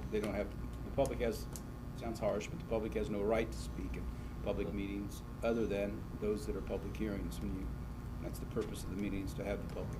So we'll have to also think about that, because we'll have to have a screen or these screens or something set up so they're actually projected. What is the equipment for the video is in, I believe. Brady Bunch. Yeah. And will be, so I guess, I don't think we need a motion, but I guess we would like to see this prepared as a policy next meeting. Is Jeff's prototype going to be the one? So are you fine with all? I believe so, yes. Because the crossouts really reduce this down to about 3/4 of the page, so. So I guess Just Kim. use Jeff's. Yes, that'll be, and then if we want to, we can edit from there. Okay. But I would assign it a number and then present it to us. Yeah, I'll do it. Okay. That would be great. Additional board reports or discussion? I feel like we owe it to the public to have a discussion about masks. Floor is Where we yours. are with that. What's that? Floor is yours. I just think, in light of the recent, CDC's recommendation yesterday, I don't think that the governor is gonna have a mandate again, because it's not in his interest. He's wants to get reelected, to be honest. And that's why they've put it down to the local level, and I think I've heard compelling arguments today, and I think just the fact that the CDC yesterday said it should happen, I feel like, and I don't mean that we have to make that decision right now. I'm fine with you know, Dr. Wright going and having that conversation with the school corporations from our county and the health department, the way we've done it in the past, in an effort to reach out and say, hey, so we can all be on that same page. But if there's a recommendation from the CDC specifically for schools to mask, I think we're far better to do it now and go into the school year than to try to remask. Students for the last year, every time they've come to school, have worn a mask the whole day. They're used to it. Just as other folks have said, I did it myself. And it's not convenient, it's not great, but it's way easier to take that away later than it is to start it down the road. Okay, and I also think it's already established any kid that rides the bus has to wear it anyway. So any kid that's coming off the bus theoretically should already have a mask on until they get off the bus based on our policies now. The thing I worry about is, I've seen over and over, the schools are giving out hundreds of masks on a daily basis. So what happens then? Every day we're going to give out 100 more masks as they're getting on the bus because I don't know where it is. I lost it. I just think it's easier to maintain what we've had going. We've not had any, tell me if I'm wrong, but did we mask throughout summer school? Was summer school masked? Yeah, the mandate was in effect until June 30th. That's what I thought. So we've not had any school time yet where we've been unmasked. So I think it's easier to maintain what we've already been doing. I know we've got that out there, we've said it in the policy, but there's no new habit that's formed where I've been going to school without a mask, I'm fine. I just think we're better to go in that route. That's my opinion. Do we, when the situation warrants it, do we allow, if they're able to socially distance, do we allow them to become optional at that point? Like if they have a classroom set up that is conducive to have space, do we leave that up to the teacher's discretion? Because there's some classes we teach. I would say we handle that in the same way that we did. It's very tough to wear a mask all day. Last time. What did we do all last school year? How do we handle it last school year? Well, you were only at half capacity in the. Yeah, which is all the more reason I think we should be masked. In the middle, I understand that argument. But also the kids had every other day break, and not wearing a mask all day long. A lot of other county schools didn't, and right. they wore them. I'm throwing stuff out, man. No, I don't disagree. I think it will take some adjustment, but it'll take more adjustment if we have to readjust after we've already been going without. Because I know at the elementary level, as kids were in pods, and elementary went every day. And we did a really good job about keeping our kids in their own pods, other than the busing situation. But there was times where in an elementary classroom you can spread out enough to where you can have mask breaks and stuff like that. And if you're working on individual assignments or art projects where you've got distance, you can take those things down. And then we've got the plastic dividers too. That, I know they don't help 100%, but it also does give you some security, so somebody's not just breathing on you all day. So, I mean, and the CDC guidelines, man, they change every day, and that's what I struggle with. Do we make it a recommendation that we mask, but not mandated? We make a recommendation, a recommendation, and then, basically just put it out to the kids and say, hey, respect what your teacher wants, man. If you've got a teacher that is hardline saying, for my health, for everybody else, that I want masks, and then you have another teacher that's kind of a little more lenient, and you've got a little more room in the classrooms, and you're not right on top of each other. I mean, do we allow it? I don't know. I would rather. I would say no, because I think that you create a situation. I mean, you have to go out to any store where a less than 40% vaccinated community, and every store has a sign, wear a mask if you're not vaccinated. Yet you go in that store and it's almost 100%. So 60% of our community isn't vaccinated, isn't wearing masks, and so there's no compelling reason that I've heard to not do it. So, I mean, you're saying so it's convenient. So, At what cost? We're asking the same kids and staff to wear masks all day long. Yes. And then as soon as they leave our school corporation, they go out to hang out with friends, they go out to the movie, they go wherever, do everything else, go into the stores you just talked about, not wearing a mask. So, I mean, for lack of better terminology, why do we become the no-fun zone? Because we with can the only 7 control hours. our zone. But what I'm saying is, you know, I struggle with, I totally appreciate the argument of mandating it, and I'm not opposed to it, but I struggle with saying, yes, I'm gonna make you wear a mask, but as soon as you leave here, you can go do whatever the heck you want. I'm gonna be. That's the struggle I get, because. That's every rule. I mean, Yeah, you know, Brad, but that was the case last year too. I mean, Right. just as soon as they get home, I'm in favor of masks. No one hates them more than I do, because, you know, soon I'm sure that I'm going to get an edict from on high that says every time I get out of my car, I've got to have a mask on. Every time I come in contact with the public, I'm going to have a mask on. Hey, you know, and I'm hating that, but you know, here's the real reality. If it comes down to the point that we have to go back to having everyone wear this mask, and it saves some parent or somebody in a family from having to look down at a child or a student laying in a hospital on a ventilator, I get that.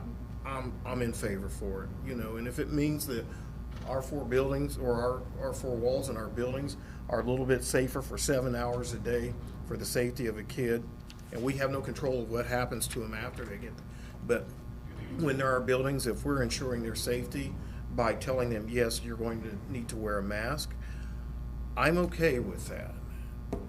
You know, at this point, I'm okay. I'm very much okay I mean, with if that. the Wayne County Health Department and the CDC come down and say, and, you know, in 2 weeks it may change, but their stance is everyone should be masked, and it sounds like it was updated, yesterday, today? Yeah.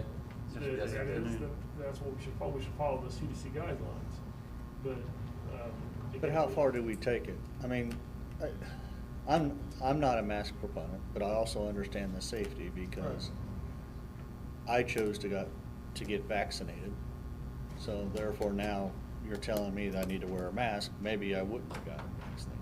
But besides that, I mean, to me, the bigger picture is how flexible are we going to be? I go into a lot of plants that they don't have to wear a mask, but they could wear a shield. Is that an option for us? You know, so there's other ways that we can maintain this. I mean, if you listen to all the professionals out there, they'll say, okay, yeah, mask is one good way, but the way they move mask around, how the cleanliness of the mask, there's really not a lot of data that says that really is something that stops it. So, but there's news today that Biden is saying tomorrow that it's suspected that Biden's going to require all federal employees to get a vaccination. So, do we require our staff to get a vaccination? Because all the information that's out there is people are getting COVID, the variant, but they're not getting they're not going to the hospital, they're not getting put on ventilators. I mean, it's not life-threatening now. If you get the vaccination. Well, if you're vaccinated. Right. Yes. So. But unfortunately for us, we live in a community that's chosen not to get the vaccine. And so if we were an 80% rate, this would be a different discussion, but we're a sub 40% rate. And so we can't rely on the vaccine to protect our staff, faculty, and staff. I mean, Or the it's as people simple as that are not able to get the vaccine for whatever reason. I'm Have we heard from teachers and how they feel about, I mean, I know we heard from one teacher, but I mean, in general, has there been a consensus, I guess? how Not they been a feel survey about it? that I know of, or any, we've not polled them. I mean, I think. It's not gonna be an easy answer. Has there been a can I ask Trey, has there been a survey through REA or anything? No, there hasn't been an REA survey, but certainly the officers have been together, we've discussed it. We have heard from members, and as you know, Kelly, in her presidential capacity, did send an REA letter to you all. So certainly the officers are in favor of the mask. And I think for the public, I mean, the guidelines are changed yesterday afternoon. I mean, we meet with the health department weekly, I think, at best. So, I mean, while everyone would like us to change on a dime, I mean, there is a process, and those processes will be followed, and I think we'll get where we need to be. I think this is a good discussion, but, you know, we've typically followed the CDC, health department guidelines, and I see no reason why we would change that. And right now, the health department's position is undetermined because they're waiting to see what they hear from the state, expecting that Governor Holcomb will have another executive order forthcoming in the next 48 hours or whenever. Which is why I feel like we need to wait for that. I mean, I think we need to be in line with what they're saying. We need to be on the same page. So what happens if that doesn't happen? So what happens if the governor doesn't mandate it, but CDC recommendation says, where do we stand? Because we're to the point now, like, how long do we have until school starts? Less than 2 weeks. 2 weeks. So I think I'm okay with waiting, but I would like Dr. Wright to leave this meeting knowing what is the will of the board. So in either way, right? And I think it doesn't make any sense for us to not require everybody to mask. It just doesn't. I could hear an argument if there were no recommendations for it, but I also, even if CDC doesn't recommend it, you have a large group of our students who cannot be vaccinated, whether if they wanted to or not. 12 and under. I just think it makes the most sense to me. It's not the most convenient. It's not the most pleasing to everybody in the population. I get it. But I don't think the CDC ever recommends or mandates, but They their guideline is that masks be worn at K-12. Yeah, specifically in schools. Yeah. So it is by all staff and. If you can wordsmith whatever, but that's what they say we should do.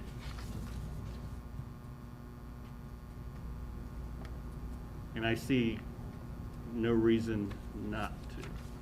I mean, we can always roll up, if our vaccine rates go up and the Delta variant dies off, we can, come winter, we can roll it back. Or 2 weeks from now, or whenever it's appropriate. But to start the year without and having to chase our tail to start mandating masks, I think it becomes we're gonna have the high school full of kids, we're gonna have tests full of kids and dentists full of kids, which we did not have last year. And so I don't know what you need, Dr. Wright, from us, if you'd like me to pull the board, or if you just wanna leave it as an open discussion. I suggest we leave it as an open discussion at this point and give him the directive to, continue with the conversation with Wayne County Health Department. But Keith is advocating we forget that process and make a decision regardless of what that process is. No, I'm saying. You're asking to make a decision to go mask regardless of what the process says. I'm saying as long as there's a CDC guideline that recommends it, that we should follow that regardless of what the state regardless of what the state or the local health department or any of that say. If it's the recommendation of the CDC, yeah. They know more than any of us sitting at this table.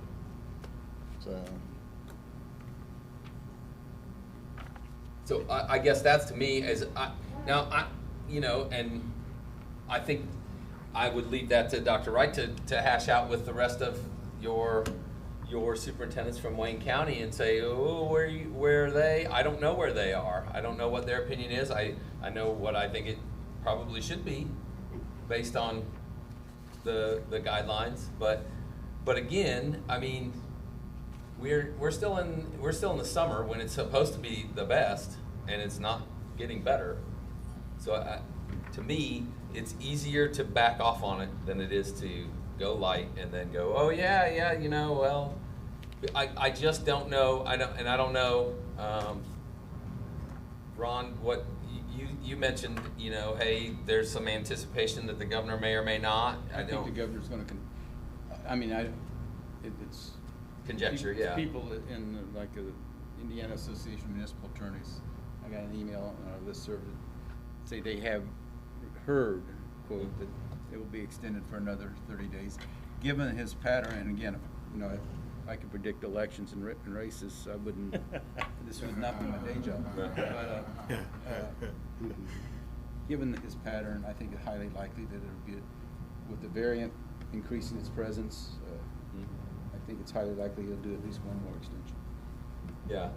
And again, you got to look what he said. He basically punted on that to the local health department and local school corporations. Mm-hmm. You know, and the one he did on 21-17 in June, extended through July. And I think, putting on my hat as the attorney for the local health department, I would characterize their positions as being as diverse almost as yours are, or seem to be. They see the arguments both ways, but they do feel quite comfortable if the local situation isn't where they think it ought to be, to even with the new law and figuring out how that will have to impact us, adopting and recommending restrictions more. They'll certainly recommend stricter restrictions, and I've not yet seen them or heard that they intend to issue a mandate, but you know, depending on what happens locally, it's all on the table. To do it, the only thing that happens then is it has to be approved by the Board of Commissioners. You mean if it's a mandate? If they issue a directive and an order, it's in the past they've recommended consistent with the CDC guidelines. Is there a meeting in the next 2 weeks that's set, Dr. Wright, that you know of? Is there a meeting with the health department? And I mean, I don't know how often those occur. I would expect that there would be some communication. There is not a scheduled meeting of the local Board of Health. We meet on the third Thursday of the month, and that'll be after school started. Mm-hmm. So that was why I would say that, is because it gives Dr. Wright some direction for, you know, okay, so if it remains status quo as it is right now, there's a CDC recommendation as of yesterday, state health department and our local health department stays just as they are. I feel like we should have some direction for Dr. Wright.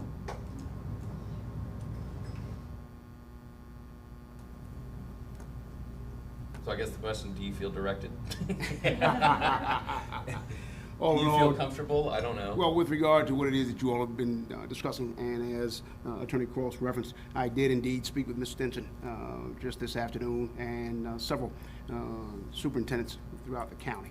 And with the latest information shared by the CDC, and based upon the conversation that we've had, I think Mr. Weber had suggested that things be not necessarily tabled, but the conversation continue before such direction is given. However, in hearing everyone, I think that with our cabinet, our building level leaders working closely with our faculty and staffs, and hearing from our stakeholders and parents, I think that prior to the start of school and well in advance, I think collectively we all can come to a particular measure that would be in the best interest of the faculty, staff, and students we serve. But right now, as far as do I feel directed, I believe that you definitely all, and our stakeholders and those who had the courage to come to the podium, have helped us understand how important this issue is. And for someone who personally experienced COVID and was that close to being put on the ventilator himself, I'm not as light in the waist as some of our student athletes in the audience. And so it definitely is the real deal. And with the peril that the entire globe has faced, we definitely have some difficult decisions to make. But most importantly, I think of what has been referenced, I think we collectively as a team can at least present to you all several different options and different ways in which we could approach, depending upon how the State Department, how our federal health officials, and then ultimately, as Attorney Cross mentioned, what our federal mandates may be. Is that so? If they're 2 weeks from today, first day of school is our next meeting. Yeah, that was the point I was going to make. I think there's a couple of balloons in the air that could impact that. If you want to declare, if you want to have a special meeting between now and then, because 2 weeks from today is your next meeting. It's also the first day of school, I believe, at least. So, assuming that the governor extends the declaration of the public health emergency, that means that you still have the ability to meet virtually under the 1437 without a policy, and at least that would give you the ability to direct the administration in time for that direction to be implemented prior to the start of school. I think if you wait till your next meeting, I think that is by definition impossible to And that's my understanding. And Jennifer, you were at the helm for all of last year. We said this is a fluid document, right? And I don't know that. Do you feel like we need? You didn't vote on it. That's what I was thinking. Is we don't necessarily need The to. requirement for this one was that you had to allow for public commentary. Which you did at the meeting. I mean, obviously, there's still a process because we've had, one discussion with REA to allow them to view it, think about it, reflect on it. So obviously, we'll be going back to them as well. Yeah. I guess the question becomes, if the health department doesn't follow the CDC guidelines, which I personally believe they will, and then we'll be masking in school, then then we would need to vote on it then, right? Or you'd vote on requiring masks, I would think, or would we not? Well, that's kind of what I was asking. It sounds like we would not, correct? Because if the health department goes against the CDC, and we say we're going with the health department to not wear, so we would need to vote whether to not require it. I think the health department's going to give you at most a recommendation. They're not going to give you a directive. Which is all they did last year. Right, and which is what the plan states, is that masks are recommended for unvaccinated. But the CDC says now whether you're vaccinated or not, you need to make them masked. That was the difference. Yeah. Because there's no way to tell who's been vaccinated and who's not. So that would mean, we would group more than 40% of the people. But it still goes back to, you could change the wording in the plan to now say that masks are recommended for vaccinated and unvaccinated individuals, but, the real decision or conversation is, what are you going to do to enforce it? You can, and you gave the perfect example when you walk in a store and it says that it's recommended, but, ultimately is what are you doing to enforce that? So if you're saying we're requiring it versus, which we required or it last if you just year. recommend, if you're vaccinated, it goes back to how do you know? Do we look at requiring vaccinations? Well, we do on some level already. I'm not necessarily advocating for it, but No, I just throwing that out. I'm not advocating that we do that either. I'm just saying. I understand. If the positivity rate was high, what was the numbers, like 50 and 100,000 or something like that? There was a number. Positivity rate today was 3.56. Yeah, so, if we were talking 8%, 12%, 15%, I think it's a different conversation. But again, having mask on, having mask off, I think we're underestimating or staff and our students, and I mean, I think whether you go in or you go out, at any given time, I think they're gonna abide by the rules. So you know, if we can't trust them with But only if it's a being rule, fluid, right? If we can't trust them with being fluid, then, you know, we're taking that flexibility away in a way. But, So why would we I not also follow the struggle a guidelines? little bit with, and it isn't that I don't want people safe, but I struggle with the purpose of getting the vaccination. Now, I understand that 12 and under, there's some, I don't even know, I know there's some tests going on. I don't know for sure whether they can get vaccinated. Winter, I think, is anticipated. But let's just say 12 and under is out. It is. I think there's some there is some that's doing, but besides that, you get vaccinated because the vaccinations are out there for your health. So if you're a staff member, a parent, a student that's over 12 years old, if you're worried about getting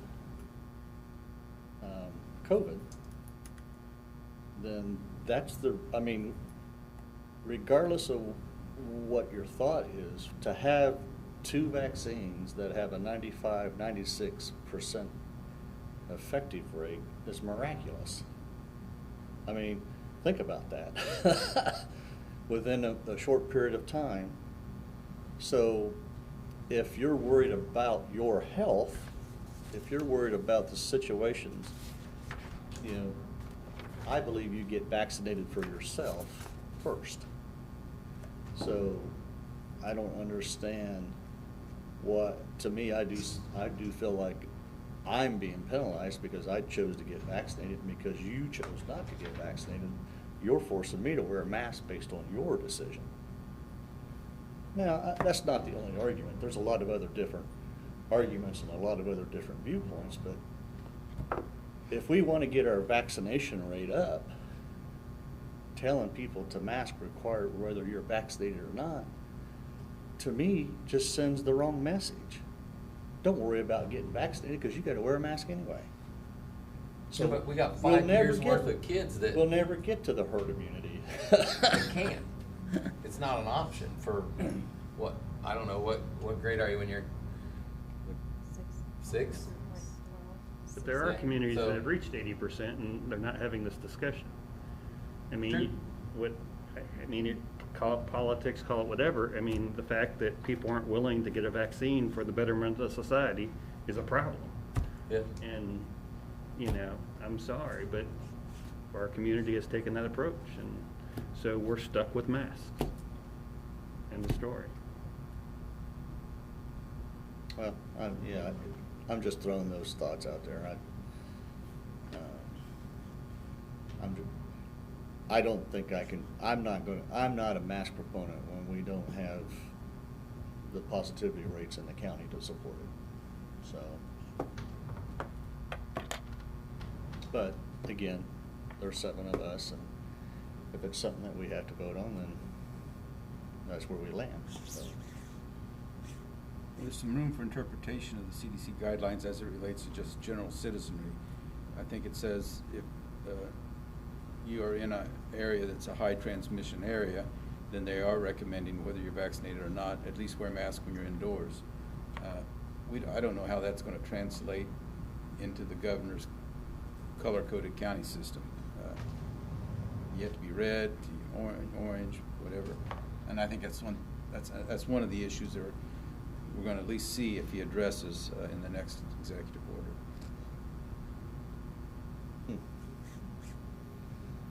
But there's not. But they specifically, the CDC recommends specifically universal indoor masking for all teachers, staff, students, and visitors. I'm talking about the general public. Right, right. Not school Yeah, population. 2 schools regardless of vaccination status. Yeah, I'm with you, Jeff. I got vaccinated. I have not masked when I've been in school throughout this summer, but I'm not masking that. But we are separated. this is the most crowded we've been here. And I don't know, I just think we are wise to trust the experts.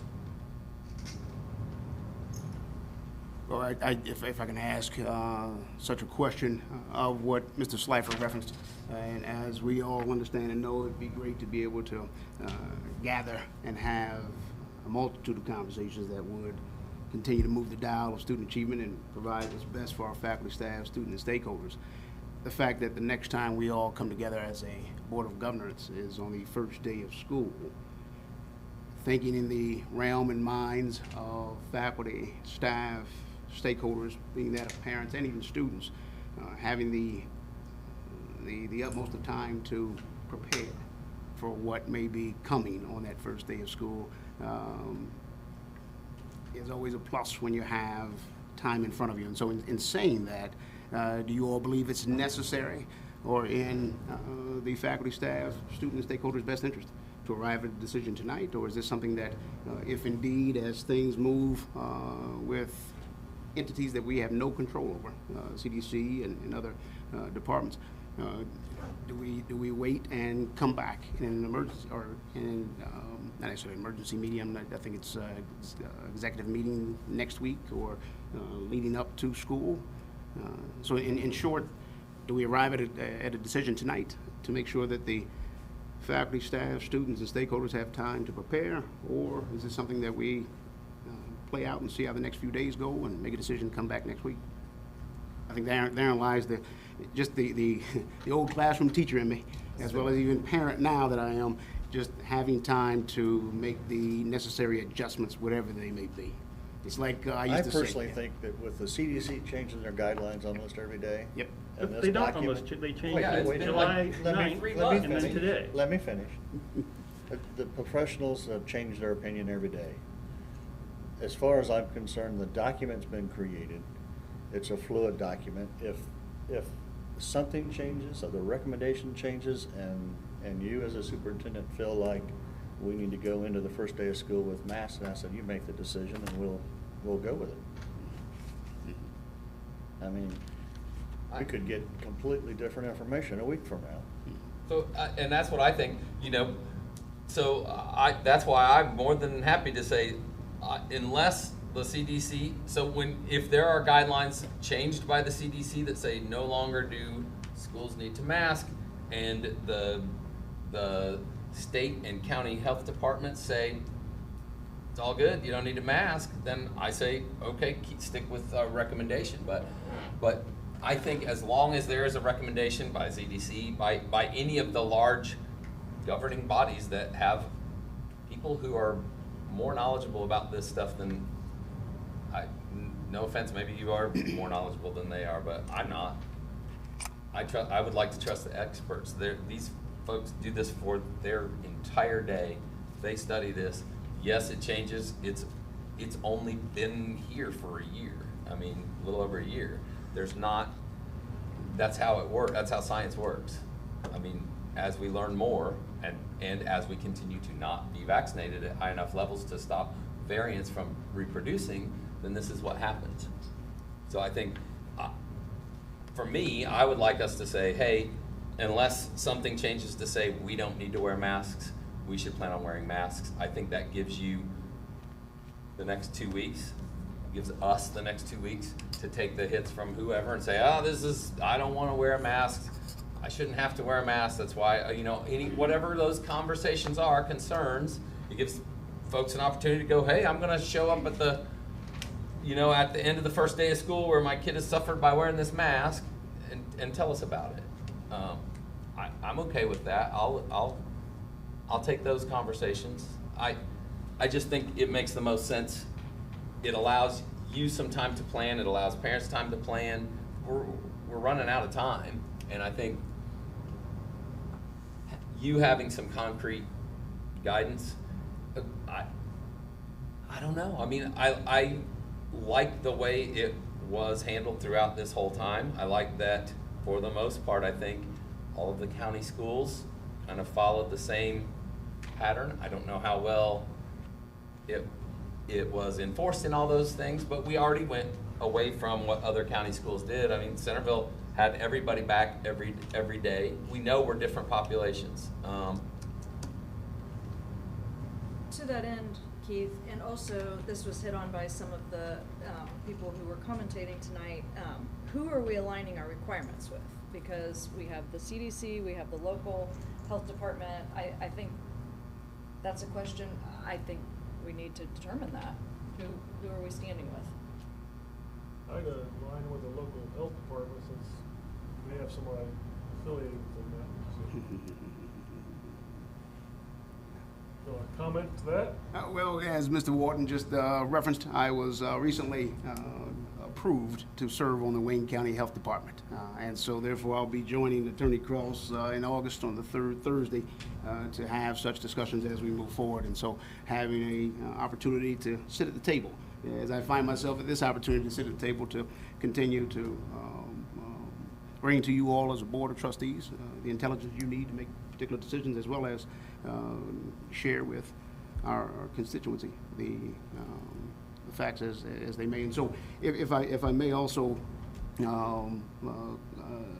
quote myself through Ms. Herrick, who stated that yes, indeed I do attempt to exercise humility in all that I do. And so this time last year, as I was in preparation as a school principal to return to a year that was like no other, to Mrs. O'Brien's point, as a school principal, as a classroom teacher, as parents, and even students who by far always exceed adult expectations. Our students did a tremendous job with adapting, adjusting, and overcoming to what was before them all of last year. Even the young students, there was always fears that the face mask would fall off.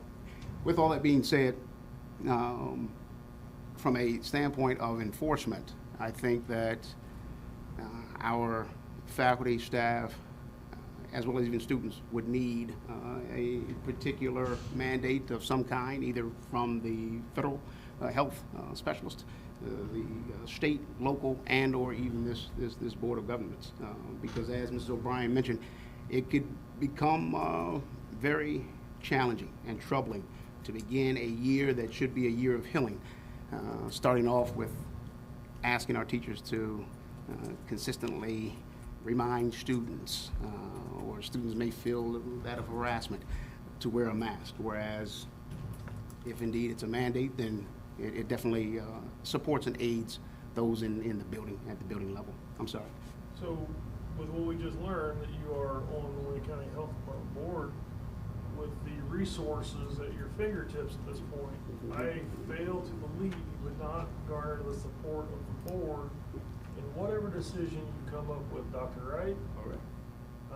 You might get a little bit of feedback or questioning from us, but I think it's your call. But to know that I have the full support of the board with all things that I definitely want to do, no, I'm teasing. What I would say is that what I'd love to do. On this issue. On this, yeah, to put that disclaimer in there. What I would love to do is sit down with our cabinet, with our team, most importantly, sit down with our Richmond Education Association, hear from parents, and then respond with a recommendation within the next few days, if everyone's comfortable with that. One thing that, if arrived at a decision this evening, as you said, we want to try and hear from all parties, but most importantly, what we're always responsible for is making the best decision. I did have one question in regards to the facilities with our air conditioning, our HVAC situation. Is our air conditioning going to be fully functional at the high school when we start school? At this juncture of what has been reported, there is HVAC construction and repair that is currently occurring, and right now the schedule calls for us to be at a point in which we will have air conditioning. And okay, so all classrooms will have AC.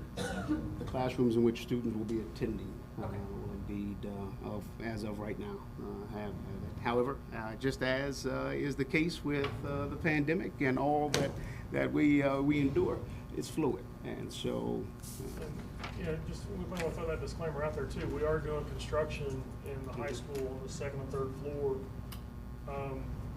We're trying our hardest right now to get everything put back to have a normal start to the school year, but there's a very good chance that, you know, it may not look just exactly perfect coming in the first day of school. So we don't want people to be overwhelmed by that. I know we've been through a lot in the past year, and as we want to get back to normalcy, the last thing we want is to have students come into the building and be like, oh wow, this is not right. And so just want to let the public know that too, that, you know, we're trying our hardest. The contractors are doing everything they can. Some of it's been material supply and things of that nature, but we will be a full functioning school day one. So. Given that, I will say the new guidelines came out yesterday afternoon. I think it would be hard to see our local health department react the next day to those guidelines. I mean, I think, you know, they should be granted a few days to process and deliver their findings. Well, I think they're much like this board. They look to their executive director and certainly Dr. Jetmore as the local health officer to come up with a recommendation that then will go to their full board. Now, I have no indication they intend to meet before their regular scheduled meeting on the 18th, I believe. So given that we know what the new 19th. CDC guidelines are, I will, I guess, turn it over to Dr. Wright and the staff, and then hopefully within early next week we would have a recommendation. If we think we need to vote on something, we can call a special meeting. Any other questions or comments? Thank you. Moving on to preview of upcoming meeting and events. Well, the next meeting, as we know, is the first day of school, the 11th of August. With regard to events, just this past Monday, Star Neighborhood Residents Association used the Art to Improve Pedestrian Safety at an intersection of 19th and C Streets. The community there in the Star Elementary neighborhood painted and created an artistic piece with the collaboration of Earl College student Kate Wallace. The project was made possible by the Neighborhood Association there in the Star community and the Richmond Urban Enterprise Association.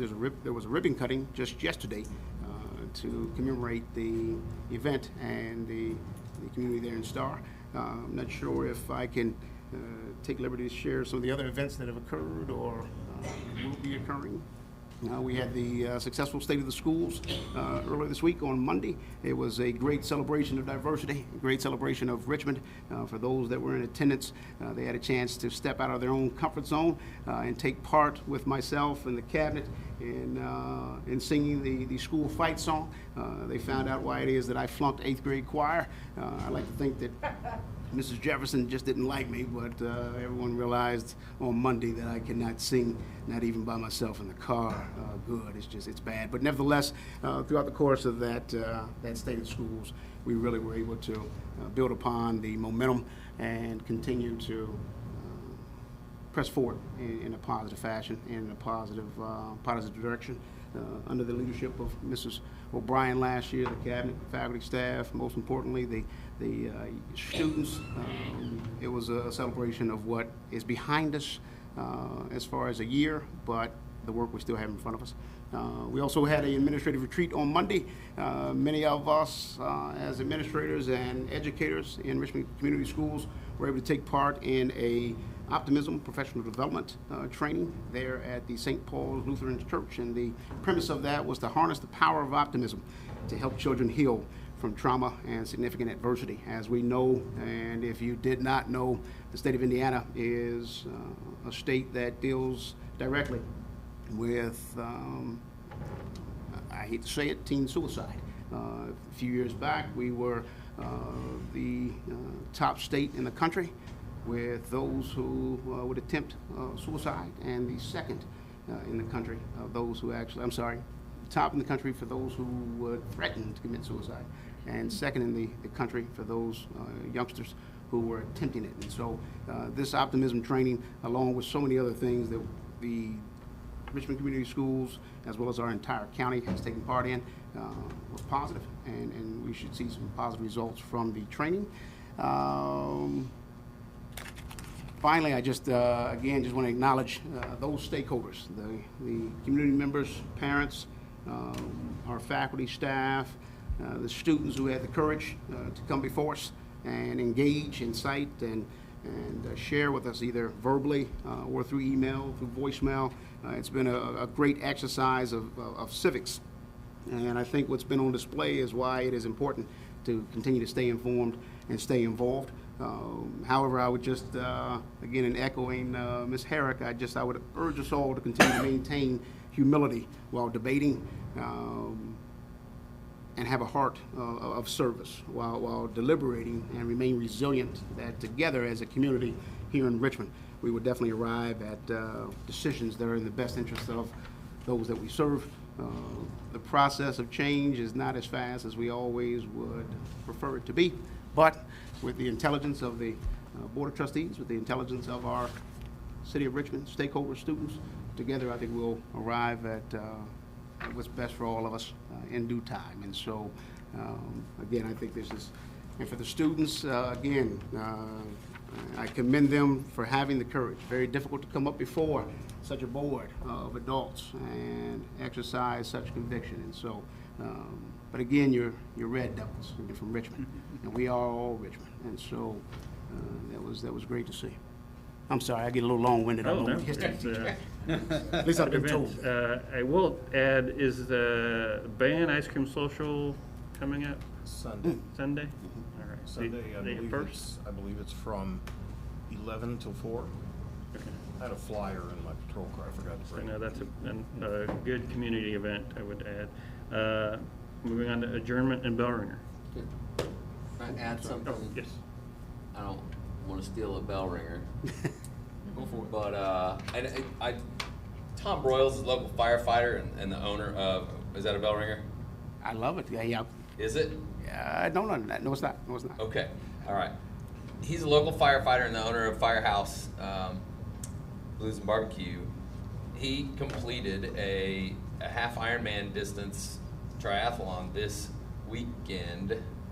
past weekend on Sunday, and his kit, longtime supporter of Star Elementary, and his kit he ran in had Star Elementary Coyote Up, and it was in support of Star Elementary. He's hosted Thanksgiving dinners at Star. If you go in there, very likely still on the garage door are art projects that Star students have done. He's a really big supporter of Star specifically, but Richmond Community Schools, and he's a local business owner, and I just thought it'd be nice to give him some recognition. He's put a lot of hours grinding out there on Sunday in the heat in a Coyote Up track kit, so that was pretty neat to see. Thank you. Yeah. I have one thing too. Absolutely. Sorry. I just want to say thank you to Patrick Clemente. He has been our employee assistance provider for many, many, many years. And he was a huge help and support after the incident at Dennis. He's at the point in his life where he wants to enjoy some other things and scale back a little bit.